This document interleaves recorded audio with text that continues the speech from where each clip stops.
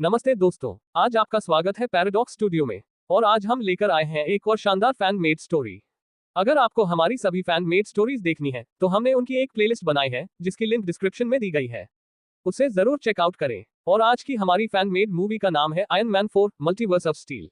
इस फिल्म की स्टारकास्ट में है Robert Downey Junior Tony Stark Iron Man, Ana de Armas Emma Stark Tony की पत्नी, विल स्मिथ विक्टर केंट मुख्य villain, Farhan Akhtar doctor, Arjun Mehra Tony की बेटी माया स्टॉक 14 वर्ष, टोनी का बेटा एडम स्टॉक 10 वर्ष। तो बिना किसी देरी के आइए शुरू करते हैं हमारी आज की कहानी। अब देखते हैं कि यह कहानी कहां से शुरू होती है। तो चलिए शुरू करते हैं। एक ऐसे यूनिवर्स में जहां टोनी स्टॉक कभी मरा ही नहीं। न्यूयॉर्क की सुबह हमेशा की तरह व्यस्त थी, लेकिन स्टॉक परिवार के घर में माहौल बिल्कुल अलग था। टोनी स्टॉक अपनी बेटी माया और बेटे एडम के साथ नाश्ता कर रहा था। एडम ने टोनी का हेलमेट पहन रखा था। टोनी ने उसे देखकर कहा, बेटा वो हेलमेट उतार दो। क्यों? क्योंकि उसकी कीमत तुम्हारे स्कूल की पूरी बिल्डिंग से ज्यादा है। माया हंस पड़ती है। एम्मा स्टॉक मुस्कुराते हुए कहती है, तुम बच्चों को बिगाड़ रहे हो। टोनी जवाब देता है, मैं अरबपति हूँ, बच्चों को बिगाड़ना मेरे जॉब डिस्क्रिप्शन का हिस्सा है। पूरा परिवार हंसने लगता है। यही टोनी की दुनिया थी। युद्ध खत्म हो चुके थे, दुनिया सुरक्षित थी, लेकिन शांति ज्यादा समय तक नहीं टिकने वाली थी। दुनिया के दूसरे कोने में विक्टर केन नाम का एक वैज्ञानिक वर्षों से छिपा हुआ था। कभी वह स्टॉक इंडस्ट्रीज का पार्टनर हुआ करता था, लेकिन शक्ति की भूख ने उसे राक्षस बना दिया। उसने एक ऐसी ऊर्जा विकसित की थी जिसका नाम था ओमेगा कोर, एक ऐसी शक्ति जो पूरे मल्टीवर्स को नष्ट कर सकती थी। विक्टर ने अपने सामने टोनी की तस्वीर रखी। तुमने मुझे दुनिया के सामने अपमानित किया था टोनी। उसकी आंखों में नफरत जल रही थी। अब मैं तुम्हारी दुनिया छीन लूंगा। कुछ दिनों बाद न्यूयॉर्क के ऊपर अचानक सैकड़ों काले ड्रोन दिखाई देते हैं। सायरन बजने लगते हैं, लोग भागने लगते हैं। टोनी अपनी बालकनी में कॉफी पी रहा होता है। जैसे ही धमाका होता है, वह आसमान की तरफ देखता है। ओह कम ऑन, एम्मा पूछती है, क्या हुआ? टोनी गहरी सांस लेकर कहता है, लगता है किसी विलेन को फिर से मेरा अटेंशन चाहिए। सूट उसके शरीर पर बनना शुरू हो जाता है। कुछ ही सेकंड में आयरन मैन आसमान में उड़ रहा होता है। एक ड्रोन उसकी तरफ मिसाइल फेंकता है। टोनी उसे पकड़कर वापस फेंक देता है। भाई, कम से कम नया डिजाइन तो लेकर आते। विस्फोट, दर्जनों ड्रोन खत्म हो जाते हैं, लेकिन तभी स्क्रीन पर विक्टर दिखाई देता है। Hello Tony. टोनी मुस्कुराता है, ओह तुम हो, मुझे लगा कोई खतरनाक विलेन होगा। विक्टर गुस्से से भर जाता है, मैं तुम्हारी दुनिया खत्म कर दूंगा। टोनी जवाब देता है, लाइन अच्छी है, लेकिन मैंने ये पिछले 20 सालों में कम से कम 50 बार सुन ली है। युद्ध शुरू हो जाता है। पूरा शहर कांप उठता है। इस बीच डॉक्टर अर्जुन मेहरा टोनी से संपर्क करता है। टोनी, तुम्हें समझ नहीं आ रहा कि विक्टर क्या करने वाला है? तो समझा दो, वो सिर्फ पृथ्वी को नहीं, पूरे मल्टीवर्स को नष्ट करना चाहता है। पहली बार टोनी गंभीर हो जाता है। ये मजाक नहीं है। काश होता। अर्जुन उसे बताता है कि ओमेगा कोर यूनिवर्स की दीवारों को तोड़ सकता है। अगर वह सक्रिय हो गया तो लाखों दुनियाएं खत्म हो जाएंगी। टोनी चुप हो जाता है। ठीक है, वह हेलमेट पहनता है। अब ये पर्सनल हो गया। लेकिन विक्टर इससे भी आगे बढ़ चुका था। एक रात अचानक स्टॉक हाउस पर हमला होता है। भयंकर विस्फोट, सैकड़ों ड्रोन, अराजकता, माया और एडम को अगवा कर लिया जाता है। एम्मा घायल हो जाती है। टोनी जब घर लौटता है तो सब बिखरा हुआ होता है। उसकी बेटी की तस्वीर जमीन पर पड़ी होती है। उसका बेटा गायब होता है। टोनी घुटनों पर बैठ जाता है।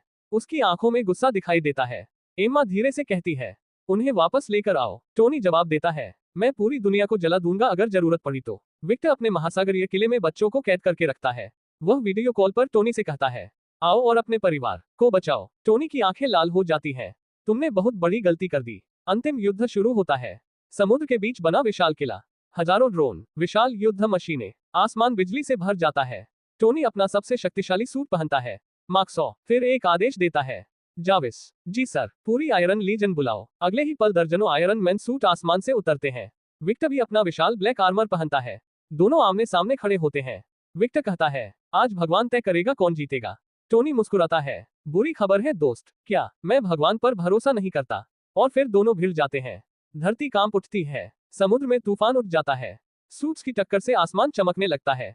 मुकाबला घंटों चलता है। आखिरकार विक्टर ओमेगा कोर को सक्रिय कर देता है। आकाश फटने लगता है। दूसरे यूनिवर्स दिखाई देने लगते हैं। टोनी समझ जाता है कि अब सिर्फ एक ही रास्ता बचा है। वह अपने सूट का अंतिम हथियार सक्रिय करता है, स्टार्क नोवा रिएक्टर। जबरदस्त ऊर्जा विस्फोट होता है। विक्टर का आर्मर टूटने लगता है। वह चीखता है, मैं अमर हूँ। टोनी धीरे से कहता है, हाँ, हर विलेन यही कहता है। अगले ही पल ओमेगा कोर फट जाता है। विक्टर उसी ऊर्जा में समा जाता है। उसकी चीखें धीरे धीरे गायब हो जाती हैं। और फिर सब खत्म। दुनिया बच जाती है, मल्टीवर्स भी बच जाता है। कुछ महीनों बाद टोनी अपने परिवार के साथ समुद्र किनारे बैठा होता है। माया नया सूट डिजाइन कर रही होती है। एडम फिर से टोनी का हेलमेट चुराने की कोशिश कर रहा होता है। टोनी कहता है, मैंने एलियंस को हराया, मैंने रोबोट्स को हराया, मैंने मल्टीवर्स बचाया। एम्मा मुस्कुराती है, लेकिन टोनी हेलमेट पकड़े हुए एडम को देखता है। लेकिन मैं अपने बच्चों को नहीं हरा सकता। पूरा परिवार हंसने लगता है। Post credit scene. रात के समय स्टॉक लैब में टोनी अकेला काम कर रहा होता है। अचानक पूरे कमरे में लाल और नीली ऊर्जा फैलने लगती है। एक विशाल पोर्टल खुलता है। टोनी धीरे धीरे उसकी तरफ बढ़ता है। अगर ये फिर कोई विलेन निकला। पोर्टल से एक आयरन मैन बाहर आता है। उसका सूट पहले से कहीं ज्यादा उन्नत होता है। वह हेलमेट हटाता है। टोनी की आंखें फैल जाती हैं, क्योंकि सामने भी टोनी स्टॉक खड़ा होता है। दूसरा टोनी मुस्कुराता है। Hello Tony. टोनी कुछ सेकंड उसे घूरता रहता है, फिर कहता है, ठीक है, अब ये सच में अजीब हो गया। दूसरा टोनी जवाब देता है, तुम्हें अंदाजा भी नहीं है कि आगे क्या आने वाला है। Screen black. Iron man will return. Fire fire. और इसी के साथ हमारी आज की कहानी यहीं पर समाप्त होती है। उम्मीद है कि आपको ये फैन मेड स्टोरी पसंद आई होगी। अगर आपको ये कहानी अच्छी लगी हो तो हमारे चैनल को सब्सक्राइब करना न भूलें और वीडियो को लाइक तथा शेयर भी जरूर करें। साथ ही जाते जाते हमारी फैन मेड स्टोरीज की प्लेलिस्ट को भी जरूर चेकआउट करें, जिसकी लिंक डिस्क्रिप्शन में दी गई है। आपके प्यार और समर्थन के लिए बहुत बहुत धन्यवाद। Thank you for watching paradox studio. मिलते हैं अगली एक और शानदार फैन मेड स्टोरी के साथ। तब तक के लिए नमस्कार।